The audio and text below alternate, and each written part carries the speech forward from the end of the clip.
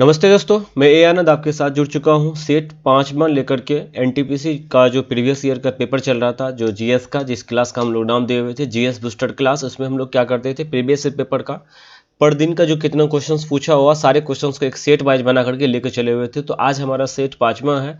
30 दिसंबर 2020 को morning shift में जो भी क्वेश्चंस पूछा गया था, वो सारा का सारा इस शिफ्ट में हम डिस्कशन करने वाले हैं। तो चलिए हम लोग शुरू करते हैं। 1 नंबर से शुरू करेंगे।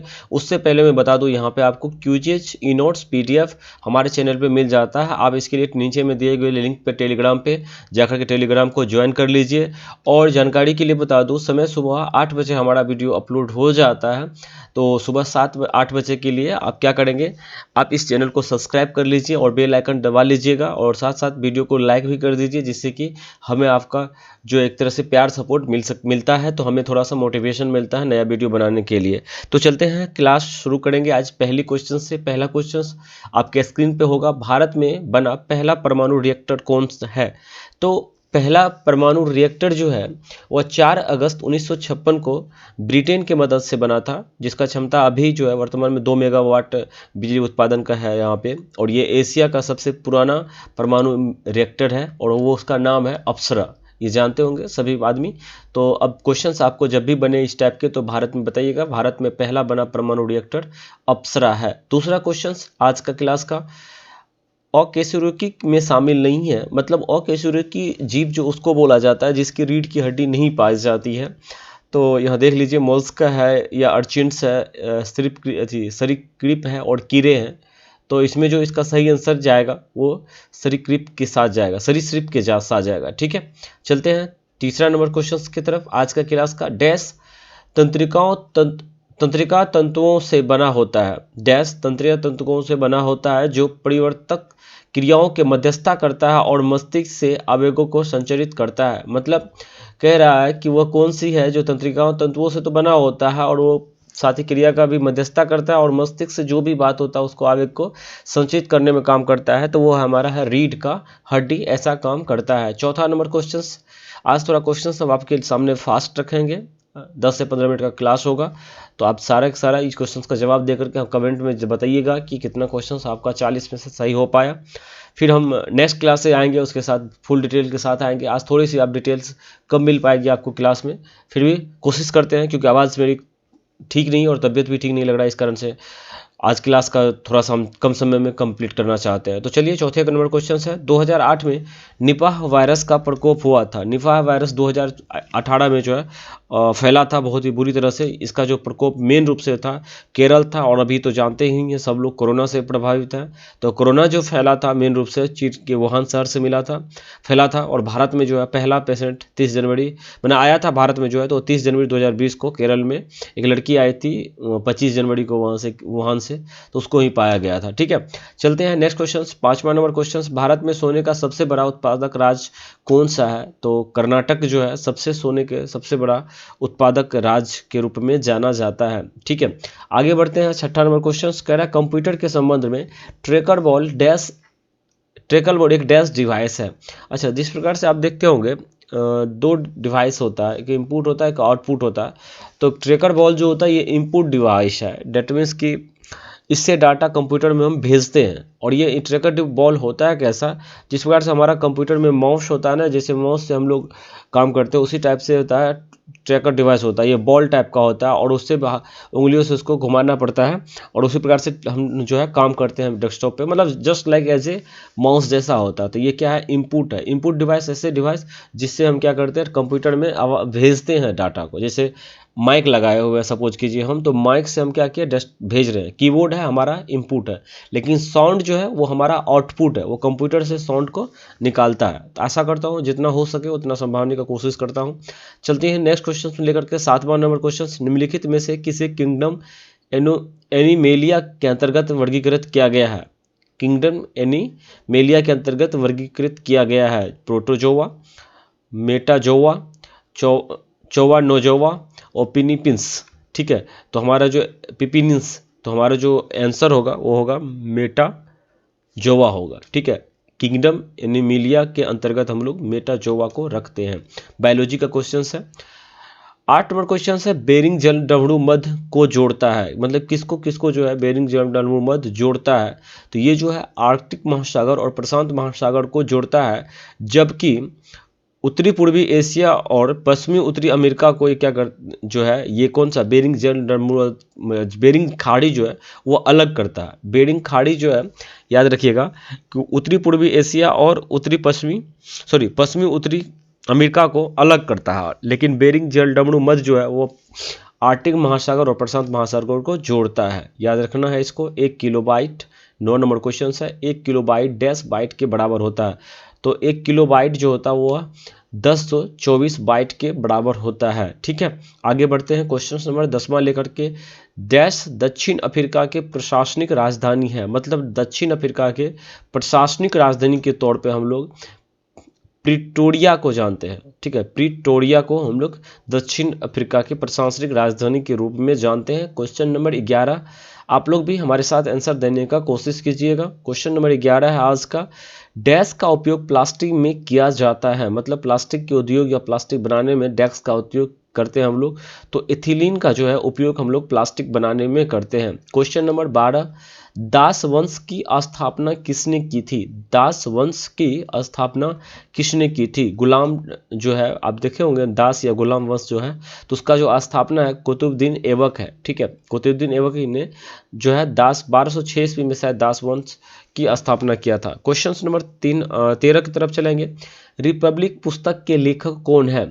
कौन सा पुस्तक सर जी? रिपब्लिक पुस्तक के लेखक जो है प्लेटो है। ठीक है, 14 नंबर क्वेश्चन है, 2022 राष्ट्रमंडल खेल आयोजित होने वाले हैं, मतलब किस देश में या कहाँ पे होने वाले हैं? तो ये इंग्लैंड में बर्मिंघम एक प्लेस है वहाँ पे होने वाला है। ठीक है, तो ये क्वेश्चन आज के लिए भी इंपॉर्टेंट है, याद रखिएगा, करेंट अफेयर उस समय का था और आज का भी इंपॉर्टेंट क्वेश्चन है।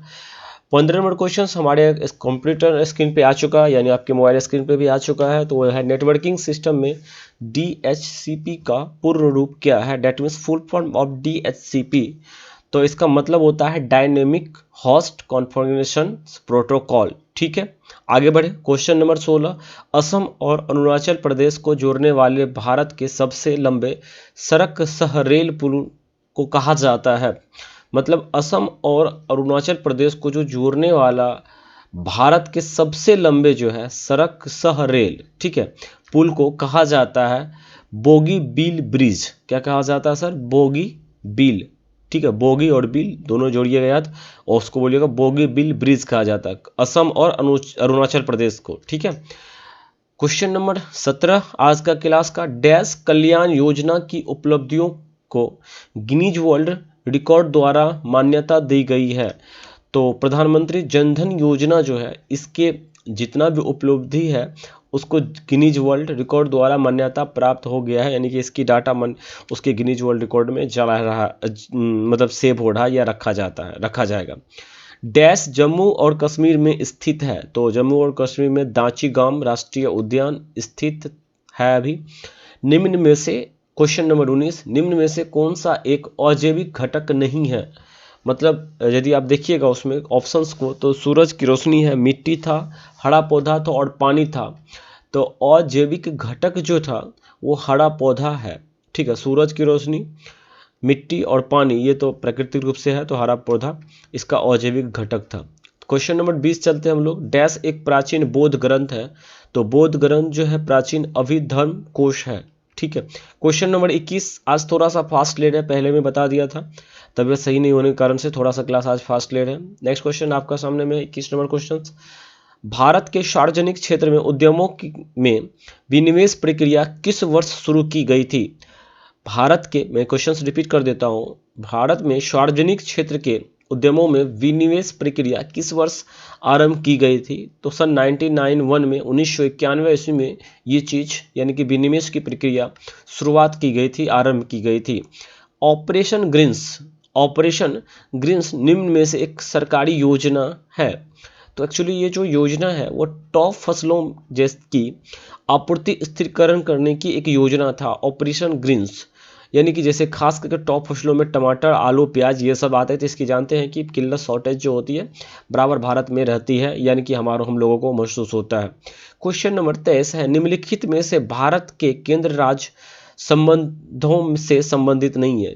निम्नलिखित में से कौन भारत के केंद्र और राज्य संबंधों से संबंधित नहीं है? मतलब जैसे कि सरकारिया आयोग था, पुंछी आयोग था, राजमन्नार समिति, कोठारी आयोग।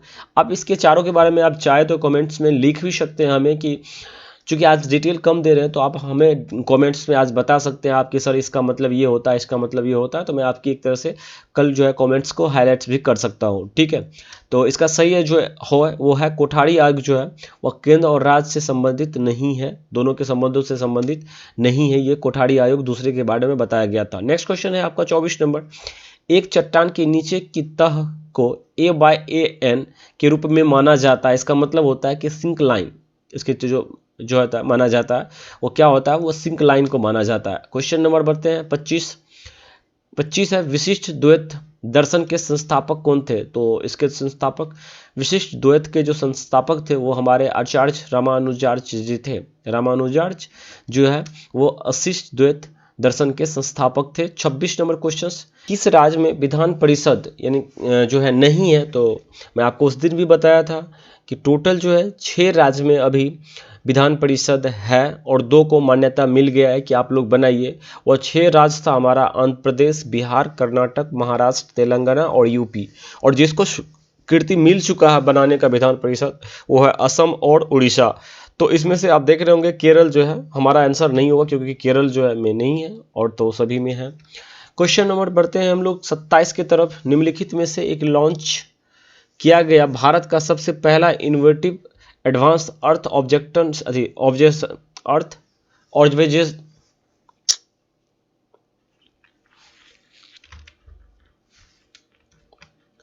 27 नंबर क्वेश्चन है 2018 में लॉन्च किया गया एक भारत का पहला innovative advance earth observation satellite कौन से हैं? तो ये है हमारा हैश इच बोल सकते हैं या इसको। ठीक है, क्वेश्चन नंबर 28, डैश भारत के एक उपग्रह आधारित वृद्धि प्रणाली है ना, हाँ, डैश भारत के एक उपग्रह आधारित वृद्धि प्रणाली है, तो इसका सही आंसर है गगन। 29 नंबर क्वेश्चन, आज का क्लास का 7E जो है परियोजना किस क्षेत्र से संबंधित है? मतलब 7E जो है परियोजना है जो किस क्षेत्र से संबंधित है? तो ये हमारे परियोजना शिक्षा के क्षेत्र से संबंधित है, इसको याद रखेंगे, क्वेश्चंस आगे वाले एग्जाम में पूछा कभी जा सकता है। 30 नंबर क्वेश्चन, डैश एक उपधातु है? तो उपधातु आप जानते हैं सिलिकॉन जो है उपधातु है, जिसमें धातु और अधातु के दोनों गुण पाए जाते हैं। ठीक है, यानी कि ये बिहेव दोनों जैसे करते हैं, इसको हम लोग उपधातु कहते हैं। ठीक है, क्वेश्चन नंबर बढ़ते हैं आगे। 31, सौर कोरोना का निरीक्षण और अध्ययन करने के लिए भारत के वैज्ञानिक मिशन को कहा जाता है? मतलब इसको बोला जाता है आदित्य L1, इसको क्या बोला जाता है? आदित्य L1 बोला जाता है। सौर कोरोना का निरीक्षण और अध्ययन करने के लिए भारत वैज्ञानिक मिशन को जो कहा जाता है वो आदित्य L1 कहा जाता है। बिग बैंग सिद्धांत द्वारा प्रतिपादित किया गया है। मतलब आप बात कीजिएगा तो बिग बैंग का जो थ्योरी है वो जो एक्चुअली में जॉर्ज लेमेत्रे के द्वारा दिया गया। 33 नंबर, जब सिविल सेवा पर रॉयल कमीशन का गठन किया गया था तब उस समय के वायसराय कौन था? यानी कि 1912 की बात है कि 1912 ईस्वी में जब सिविल सेवा पर रॉयल कमीशन का गठन किया गया था तो उस समय का जो तत्कालिक वायसराय था वह था हमारे लॉर्ड हॉर्डिंग। ठीक है, तो हॉर्डिंग जी के समय ही ऐसा हुआ था। क्वेश्चन नंबर 34 है, जोजिला सुरंग परियोजना कहाँ स्थित है? तो ये जम्मू कश्मीर में जोजिला सुरंग परियोजना स्थित है। क्वेश्चन नंबर 35 नंबर है हमारा, OECD का मुख्यालय कहाँ है? तो पेरिस, याद रखिएगा OECD का मुख्यालय पेरिस है। 36 नंबर क्वेश्चन है, भगवान महावीर का मूल नाम क्या है? तो इसका सही आंसर जानते होंगे वर्धमान है। उसी वजह से जैसे बुद्ध का कभी कभी पूछा जाता है तो उसका सिद्धार्थ था। ठीक है, आगे क्वेश्चन हम लोग लेकर चलेंगे। 37 नंबर क्वेश्चन, महान साहित्य जो है कृति मृक्षकटिका किसने लिखी थी? तो ये बार बार आपको मैडम भी बताते रहती है इस चीज़ को लेकर, क्योंकि मृक्षकटिका जो है वो शूद्रक का द्वारा लिखा गया है। क्वेश्चन नंबर 38 हमारा, बारडोली से किस प्रख्यात व्यक्ति का संबंध है? तो बारडोली सत्याग्रह था एक, उससे जो है प्रख्यात व्यक्ति जो है सरदार वल्लभ भाई जुड़े हुए थे, क्योंकि ऑप्शंस के अकॉर्डिंग टू। आगे चलते हैं 39 नंबर क्वेश्चन, अक्टूबर 2020 तक भारत में 15वें वित्त आयोग के अध्यक्ष कौन है? तो इनके अध्यक्ष उस समय AK सिंह थे। ठीक है, अभी थोड़ा सा हम कमेंट करके बताइएगा कि कौन है अभी। 2014, 40 नंबर क्वेश्चन आज क्लास का लास्ट क्वेश्चन है। 2014 में बनाया गया भारत का 29वां राज्य कौन सा है? तो ये फ्री का मार्क्स है, आप जी जानते होंगे, ले लेंगे। तो ये सबसे जो है लास्ट में 29वां राज्य बनाया गया है हमारे भारत में, वो जानते हैं तेलंगाना है। तो इस प्रकार से आज का क्लास थोड़ा सा बहुत ही कम समय में सारे क्वेश्चंस को हम रखने की कोशिश किए, 40 को 40 क्वेश्चंस रख दिए। यदि आपको क्लास अच्छा लगा हो तो प्लीज़ आप लाइक कर दीजिए और साथ ही कमेंट कीजिए जो क्वेश्चंस आपको मैं पूछा, या 40 क्वेश्चन में आप जिस क्वेश्चन के बारे में डिटेल से बताना चाहते हैं आप कमेंट करके नीचे में छोड़ सकते हैं अपना कमेंट। आपका कमेंट लेने लायक होगा तो मैं उसको दूसरे दिन स्क्रीन पर लेने की कोशिश करूँगा। और साथ ही क्लास को शेयर दोस्तों के साथ ज़रूर कर दीजिए, क्योंकि आपका शेयर सपोर्ट जो है हमें बहुत ज़्यादा प्रोत्साहित करता है। हमारा क्लास डेली 8 बजे आ जाता है, तो आप इसके लिए हम क्या कीजिए, हमारे चैनल को सब्सक्राइब कर लीजिए, नहीं किया अभी तक तो बेल आइकन दबा लीजिएगा और साथ ही दोस्तों के साथ शेयर कर दीजिएगा। ठीक है, थैंक्स फॉर वाचिंग। मिलते हैं कल हम लोग एक सुबह में 8 क्लास सेट 6 के साथ, जो कि 30 दिसंबर के इवनिंग शिफ्ट में पूछा गया था। तो थैंक्स फॉर वाचिंग, जय हिंद।